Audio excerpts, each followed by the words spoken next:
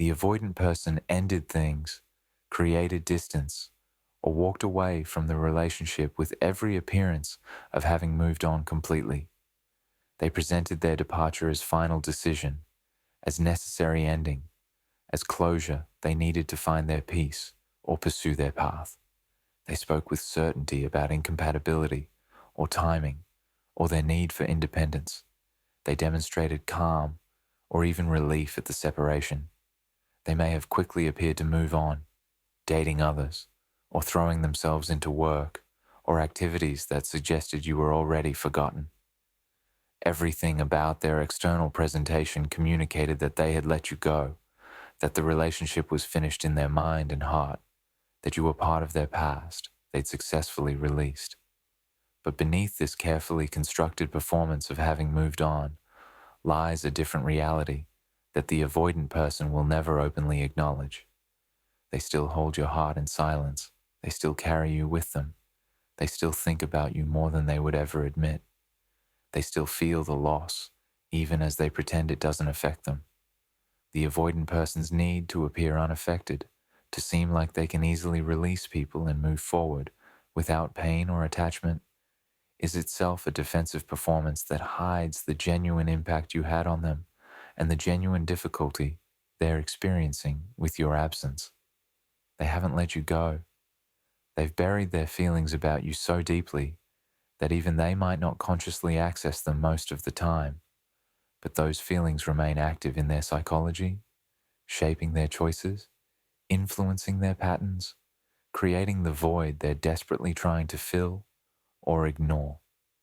Understanding that the avoidant person hasn't actually released you, despite all evidence to the contrary, doesn't mean you should wait for them or hope for their return.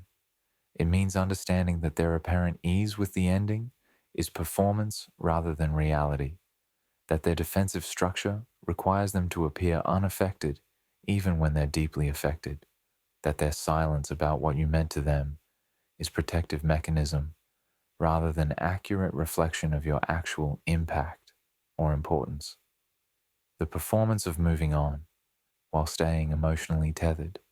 The avoidant person's performance of having completely moved on from you is one of their most convincing defensive displays, crafted to protect both themselves and their image from the vulnerability of admitting that endings affect them deeply. This performance serves multiple psychological functions. It maintains their identity as independent person who doesn't need anyone. It protects them from the discomfort of sitting with loss and grief. It prevents others from seeing their emotional needs and potential dependence, and it allows them to avoid the vulnerability of acknowledging that someone mattered enough that losing them hurts. The performance is often so convincing that even people close to the avoidant person might believe they've genuinely moved on without difficulty, and you certainly see the performance and question whether you ever mattered at all. The performance includes specific behaviors and presentations that create impression of complete closure and forward movement. The avoidant person might immediately start dating someone new, jumping into a relationship or series of casual connections that suggest they've already replaced you and moved beyond what you shared. They might throw themselves intensely into work, hobbies, social activities, or self-improvement projects that fill their time and create narrative of productive progress rather than painful processing. They might travel, move to a new place, change their appearance, or make other visible changes that signal transformation and new chapter rather than grief over ended chapter. They might speak about the relationship, if they speak about it at all, with emotional distance and intellectual analysis rather than with feeling. They frame the ending as logical conclusion to incompatibility, as necessary for both people's growth, as ultimately positive, even if difficult in the moment. They demonstrate remarkable calm or even cheerfulness when discussing the breakup, showing none of the pain or struggle that typically accompanies significant loss. They might even express relief, claiming they feel freer or more themselves now, suggesting the relationship was burden they're glad to have released. All of these communications reinforce the narrative that they've genuinely moved on without significant difficulty.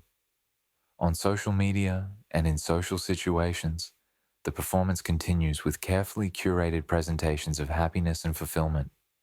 They post pictures of new adventures, new people, new experiences. They appear confident, social, unbothered. They might even post content that seems specifically designed to show you, if you're watching, that they're doing perfectly fine without you, that your absence hasn't created any void in their life.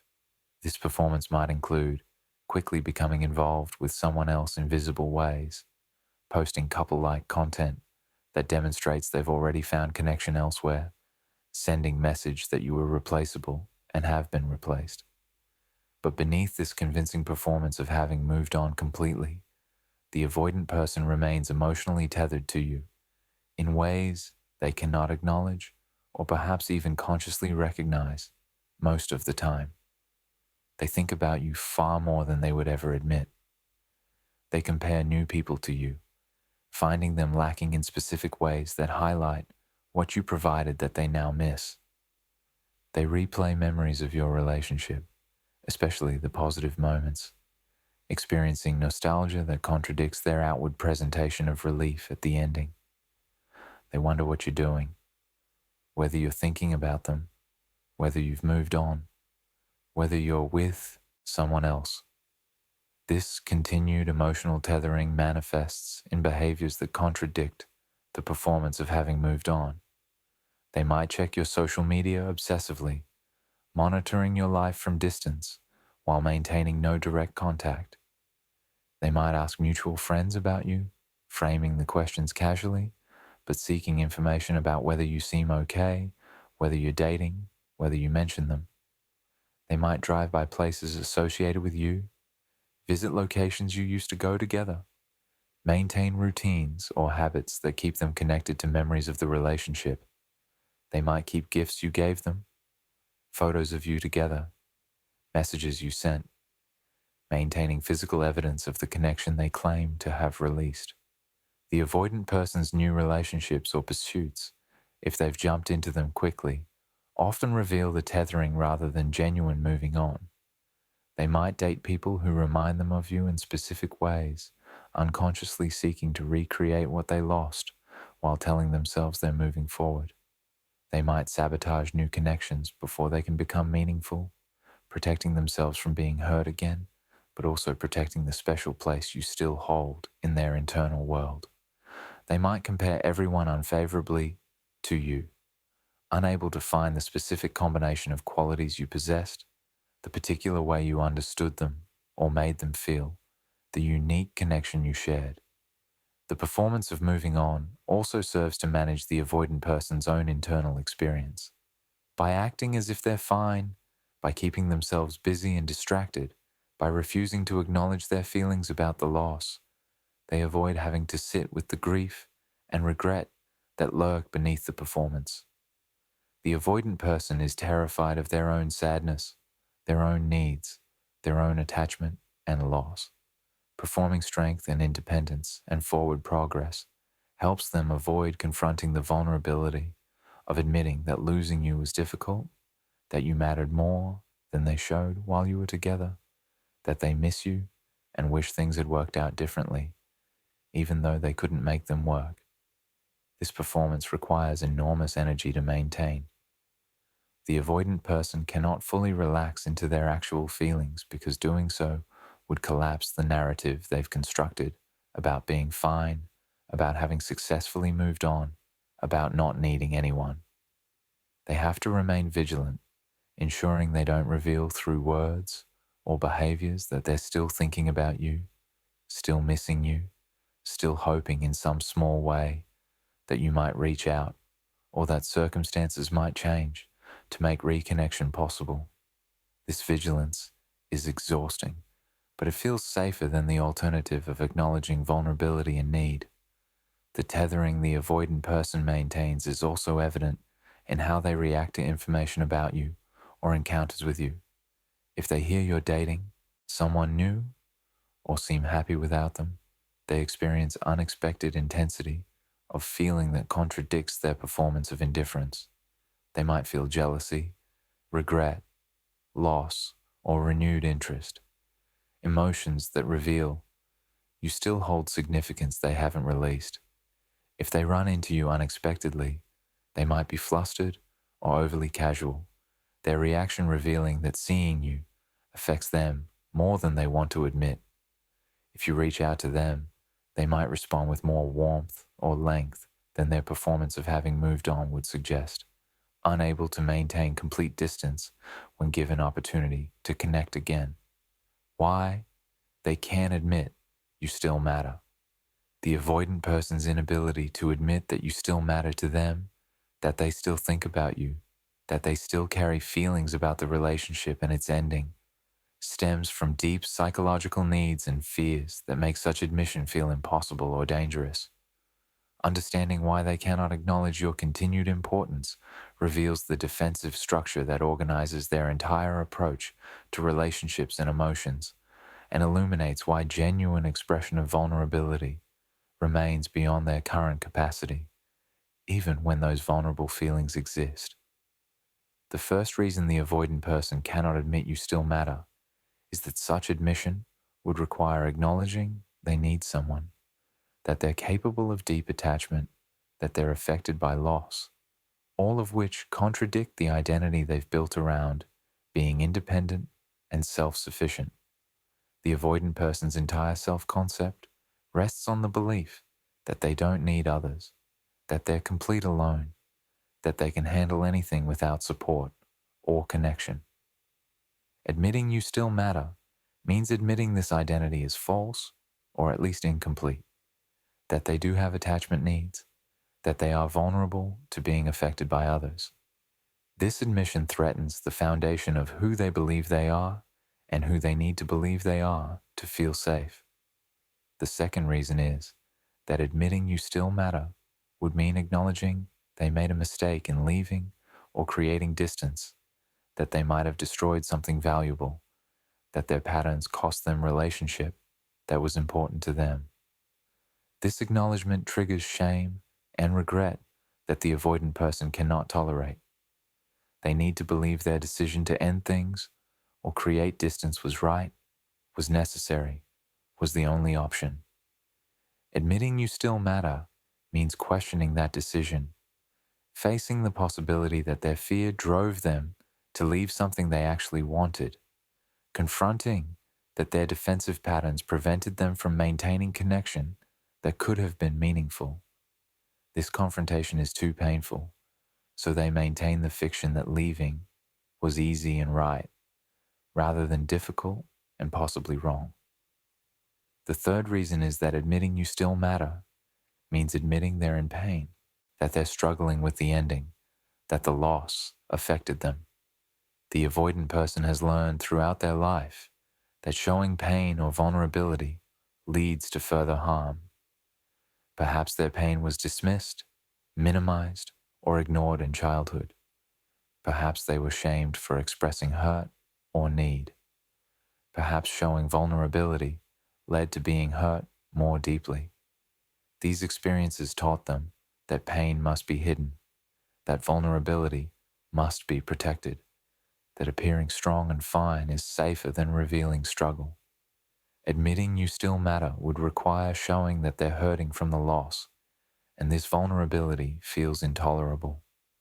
The fourth reason is that admitting you still matter might obligate them to do something about those feelings, to reach out, to try again, to be vulnerable in pursuing reconnection.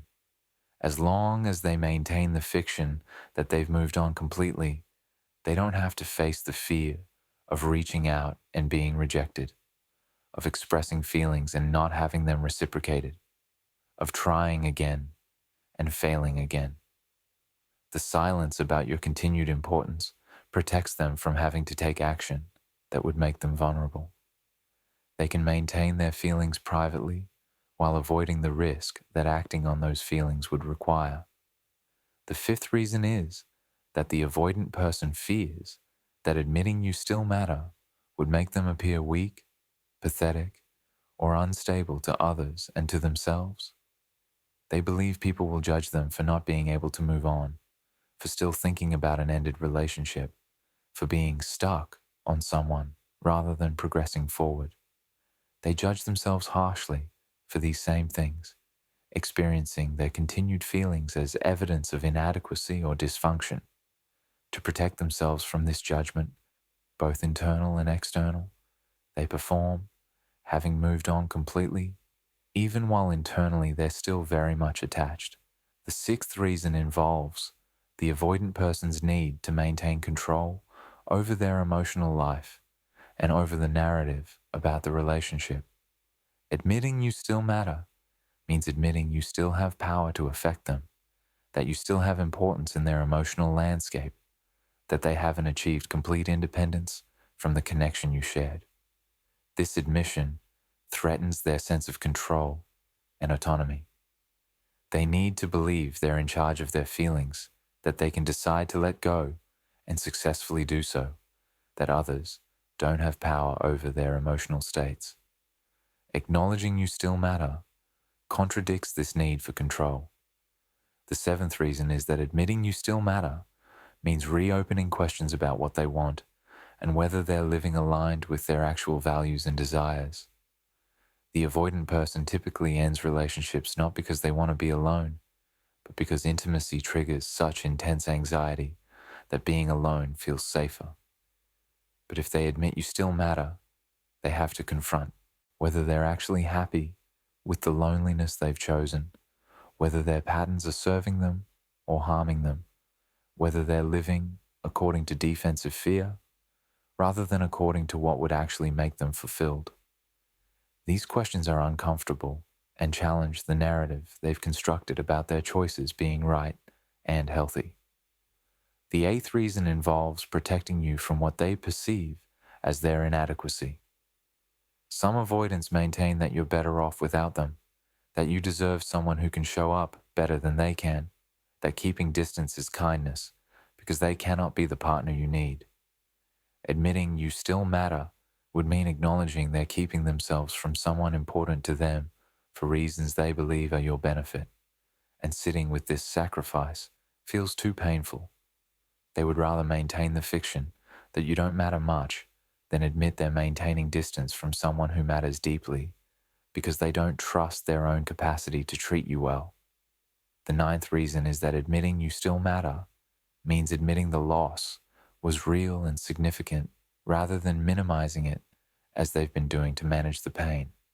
The avoidant person needs to tell themselves the relationship wasn't that important, that the connection wasn't that deep, that the ending doesn't warrant significant grief.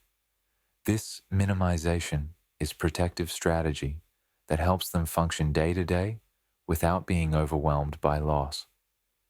But admitting you still matter means acknowledging the relationship was significant, the connection was real, the loss is substantial. This acknowledgement means feeling the full weight of the grief they've been avoiding, and they don't trust their ability to handle that grief without being overwhelmed.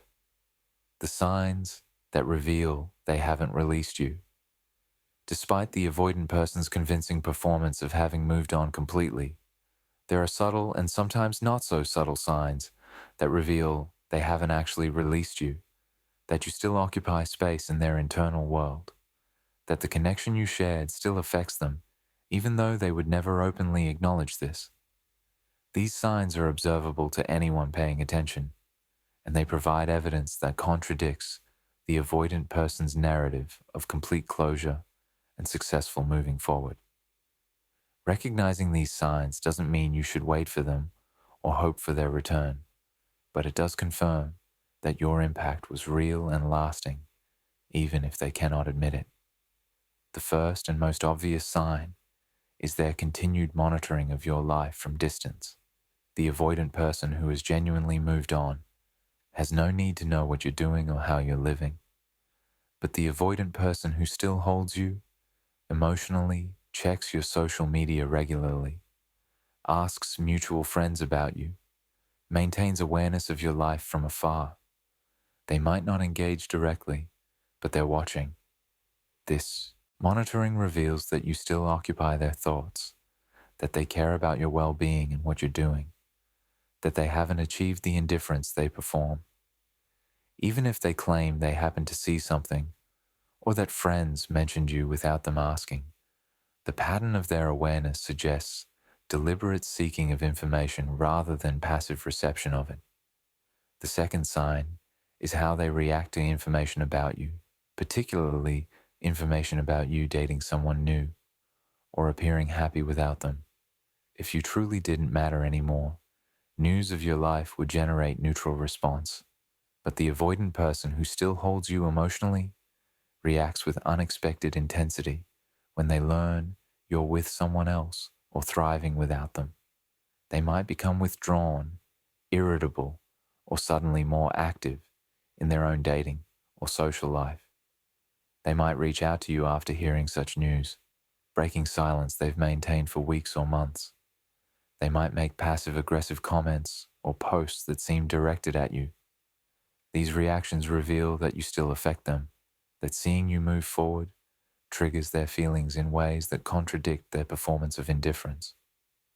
The third sign is the pattern of who they date after you and how those relationships develop. If the avoidant person quickly moves into new relationship, but that relationship remains surface level or ends quickly, this pattern suggests they're trying to replace you without success. If they date people who share significant characteristics with you, they're unconsciously seeking to recreate what they lost. If they sabotage new connections before they can become meaningful, they're protecting the place you still hold. If they remain single despite claiming to want relationship, they might be measuring everyone against you and finding them lacking. The patterns in their post-relationship behavior reveal more than their words about whether they've released you. The fourth sign is their reaction when you encounter each other unexpectedly or when you reach out. The person who has genuinely moved on can interact with an ex with calm, genuine indifference or friendly neutrality.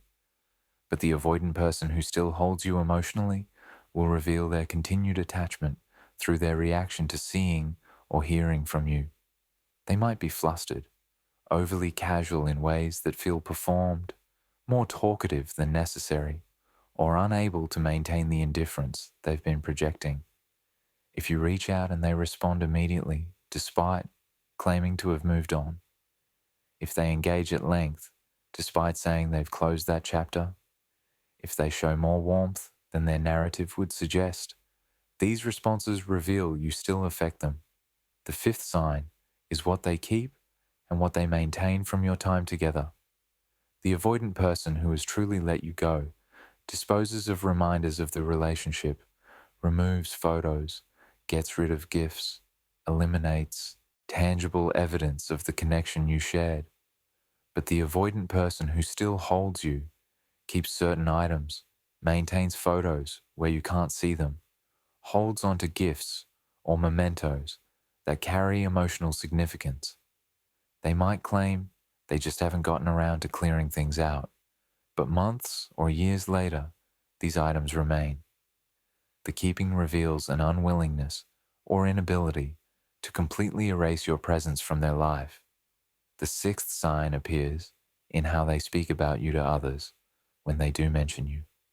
If they've truly moved on, their mentions would be neutral, factual, brief. But the avoidant person who still holds you might speak about you with unexpected emotion, might talk about you more than necessary, might bring you up in conversations where you're not really relevant, or they might go to the opposite extreme, refusing to mention you at all, changing the subject immediately if you come up, demonstrating through their avoidance that you're still emotionally charged territory they need to protect themselves from. The seventh sign is their timing of reaching out if they do reach out. The avoidant person who has genuinely moved on has no need to reach back out, but the avoidant person who still holds you often reaches out eventually, testing whether you're still available, checking in during difficult times when they need support, or simply unable to maintain complete distance indefinitely. The timing of these reach outs is revealing. late at night when their defenses are down, during holidays or anniversaries, after they hear you're dating someone new, during crises when they need support. These moments reveal that you're the person they think of when their defenses weaken or when they need something, evidence that you haven't been replaced or forgotten. The eighth sign is evident in their behavior patterns continuing or intensifying after the relationship ends. If the avoidant person becomes more withdrawn, more focused on work, more resistant to new connections, this behavior suggests they're protecting themselves from being hurt again in ways that reveal you did hurt them by mattering and then being lost. If they become more active, socially or romantically, in ways that seem compulsive rather than genuine, they're trying to fill the void you left or distract themselves from missing you. The changes in their patterns, whether toward isolation or toward frantic activity, reveal they're affected by your absence, even if they deny it. What this silent holding means for your healing. Understanding that the avoidant person still holds your heart in silence, that they haven't actually moved on despite all appearances to the contrary, that you still matter to them even though they cannot or will not admit it, creates complex implications for your own healing and moving forward. This knowledge can be both validating and complicating, offering confirmation of your impact while potentially creating obstacles to your release and forward movement. Navigating what this silent holding means for your healing requires careful consideration of how to use this knowledge without allowing it to trap you in hope or prevent your progress. The first thing this knowledge offers is validation of your experience and your perception of the connection you shared. When the avoidant person performs, having moved on completely, when they appear unaffected by the ending, when they seem to have forgotten you and what you shared, it can make you question whether the relationship was real, whether the connection was genuine, whether you imagined the depth of what you experienced together. Learning that they still hold you emotionally, that you did impact them significantly, even if they cannot show it, validates that what you experienced was real. The connection was genuine. You weren't alone in feeling deeply about the relationship. This validation can be important for your healing because it confirms that you're not crazy for feeling the loss deeply when they appear not to feel it at all. However, this knowledge also carries significant risk. The risk of allowing it to feed hope that prevents your healing and forward movement. Knowing the avoidant person still thinks about you, still cares about you, still hasn't fully released you, can make you believe that reconciliation is possible, that they might come back, that if you just wait long enough or remain available enough, they'll overcome their fears and return to build the relationship you wanted. This hope is dangerous because it keeps you emotionally invested in someone whose patterns make healthy relationship extremely unlikely, regardless of how they feel about you. Their feelings for you, however genuine, do not override their defensive structure or create capacity they don't possess. The knowledge that they still hold you must be processed within the larger truth that feelings are not sufficient for relationship. The avoidant person might care about you deeply, might miss you intensely, might regret losing you, and still be completely incapable of showing up in ways that would make relationship with them sustainable or healthy. Their silent holding of you is not the same as being willing or able to do the work that genuine partnership requires. It's not the same as developing capacity for vulnerability, consistency, emotional presence, and commitment. Caring about you while refusing to acknowledge it or act on it appropriately does not serve you or honor what you deserve. Your healing requires you to hold both truths simultaneously, that you mattered to the avoidant person and that their patterns prevent them from honoring that mattering through healthy relationship. You can acknowledge that they still think about you while also recognizing that their thinking about you doesn't translate into the relationship you need. You can validate that the connection was real while also accepting that real connection is not sufficient, without capacity to sustain it through consistent, vulnerable presence. This dual awareness allows you to feel confident in what you experienced while still moving forward from someone who cannot meet your needs. The knowledge that they still hold you should also inform realistic assessment of any potential return or reconnection. If the avoidant person does reach back out, if they do express interest in trying again, understanding that they never fully released you helps you evaluate their approach more clearly. Are they reaching out because they've done genuine work to change their patterns? Or are they reaching out because their silent holding of you became uncomfortable and they're seeking relief without actual capacity change? Are they offering something different, or are they hoping to recreate what didn't work before? Their continued feelings for you, if they exist, don't mean they've developed capacity to act on those feelings in healthy ways. Your healing also requires that you not use the knowledge that they still hold you as reason to remain available or to maintain hope indefinitely. The fact that they think about you, that you haven't been replaced in their internal world, does not obligate you to wait for them or to remain open to reconnection. Your responsibility is to your own well-being and forward movement, not to protecting the possibility that someday they might be ready for what they couldn't handle before. Using their silent holding as justification to put your life on pause is allowing their limitations to control your choices, even though they're not present in your life. The healthiest use of this knowledge is as confirmation that you're free to move forward without guilt or concern that you didn't matter or that the relationship was insignificant. You can know that you impacted them, that you'll remain in their thoughts and memories, that what you shared was real and meaningful, and you can use this knowledge to feel complete about the relationship's significance while still releasing your attachment to the person and the outcome. You mattered, the relationship mattered, and now you're free to move forward to find partnership with someone whose capacity matches their feelings, who can honor what you mean to them through presence and commitment rather than through silent holding from distance. Your healing ultimately requires accepting that the avoidant person's silent holding of you is their journey, not yours.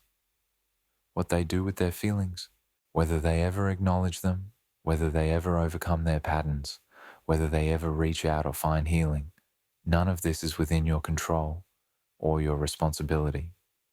Your responsibility is to process your own feelings about the relationship and its ending, to heal the wounds it created or activated, to learn what it taught you about yourself and your patterns, and to move forward into relationships that can provide the reciprocity and presence you deserve. The avoidant person can hold your heart in silence for the rest of their life, but that silent holding should not prevent you from giving your heart to someone who can hold it openly, gratefully, and with the commitment to honor it through action rather than through hidden feeling they cannot express.